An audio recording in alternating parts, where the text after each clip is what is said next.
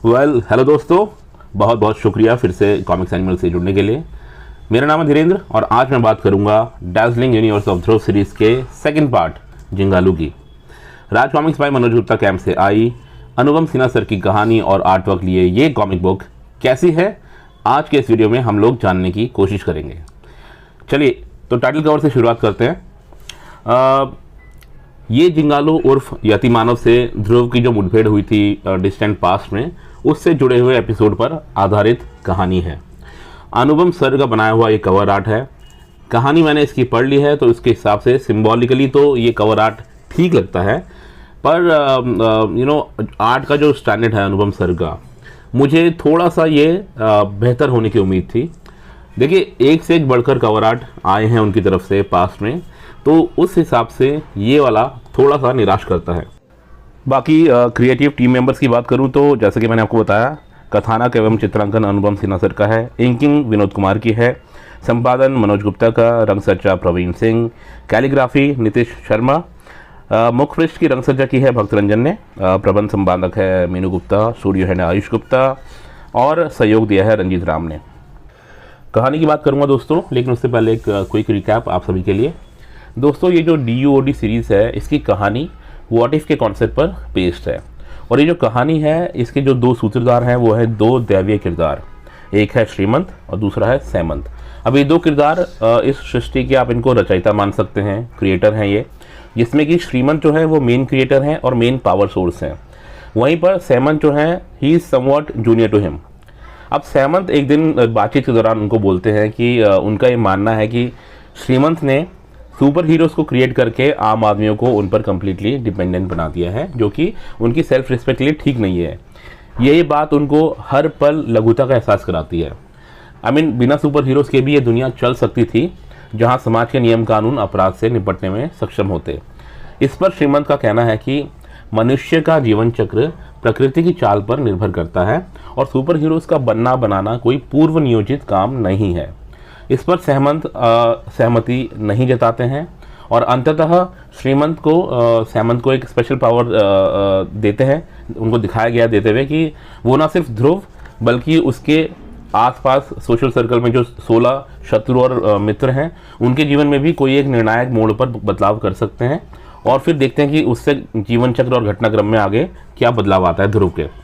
अब first part में सैमंत ने ध्रुव की अर्ली लाइफ में एक निर्णायक मोड़ पर से एक इवेंट में फेरबदल करने की कोशिश की तो सही, बट शायद उसका डिजायर्ड रिजल्ट नहीं मिला।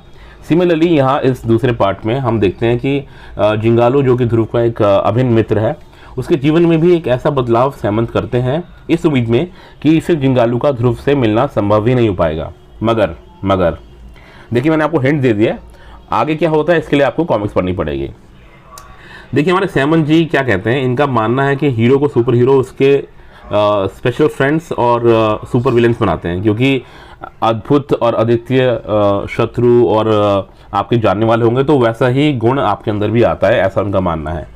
इसीलिए वो अब 1 by 1 ध्रुव के सोशल सर्कल में पढ़ने वाले सभी 16 किरदारों के जीवन चक्र में कुछ छेड़छाड़ करेंगे। ऐसा आने वाली कहानी में आपको देखने को मिलेगा।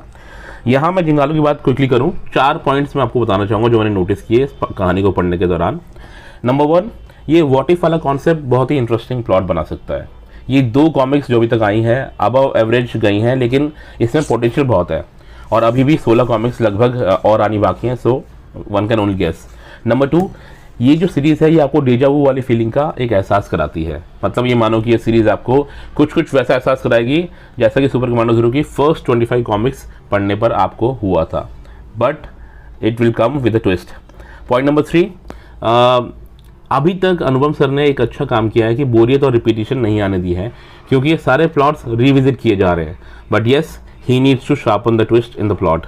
नंबर 4, एक बात जो मुझे अभी तक थोड़ी डाइजेस्ट नहीं हुई है या फिर आप कह सकते हैं मुझे समझ नहीं आई है, वो ये कि श्रीमंत जो कि गॉड हैं, वो कहना क्या चाहते हैं। एक तरफ वो बोल रहे हैं कि उनके पास इतना वक्त नहीं होता है कि वो एक एक मनुष्य की दशा और दिशा निर्धारित करें, इसलिए वो ये सब प्रकृति पर छोड़ देते हैं।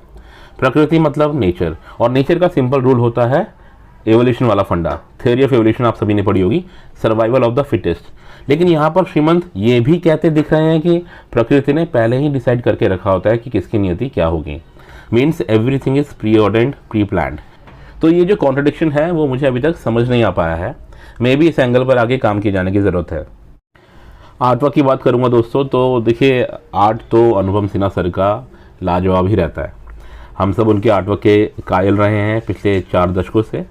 और ये जो 32 पेजेस की स्टोरी लाइन लिए हुए जो ये सेकंड पार्ट है, इसमें भी आपको अनुपम सर के चिर परिचित अंदाज में भरपूर आर्टवर्क और स्पीच बबल्स देखने को मिलते हैं। मतलब I just love the detailing in his art work. Background में भी छोटी से छोटी चीज़ को भी कितने दक्षता के साथ वो बनाते हैं, कितनी मेहनत के साथ वो बनाते हैं। तो इस वजह से उनका एक एक पैनल देखने लायक बनता है। I mean you just love it when you pace through the pages. और यहाँ पे खास बात एक ये भी है कि जो लास्ट का पैनल है वो बहुत ही इंटरेस्टिंग मोड पर आके ख़त्म होता है। जैसे कि यहाँ देख सकते हैं आप ये वाला। अब नेक्स्ट पार्ट महामानव है। मतलब एक स्टोरी लाइन ख़त्म होते ही दूसरे की भूमिका बांध दी गई है। फाइनल वर्डिक्ट के बारे में बात करूँगा दोस्तों। देखिए मेरी उम्मीदें जो हैं वो बहुत ज़्यादा हैं अनुपम सिन्हा सर से।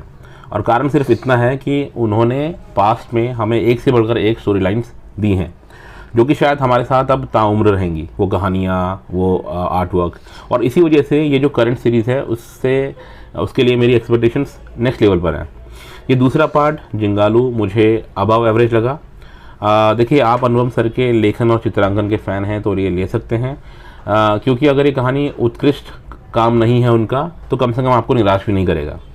आने वाली कहानियों से मुझे बहुत सारी उम्मीदें हैं और इन्हीं उम्मीदों के साथ मैं फ़िलहाल आप सभी से विदा लूँगा। जल्दी मिलता हूँ। Good bye.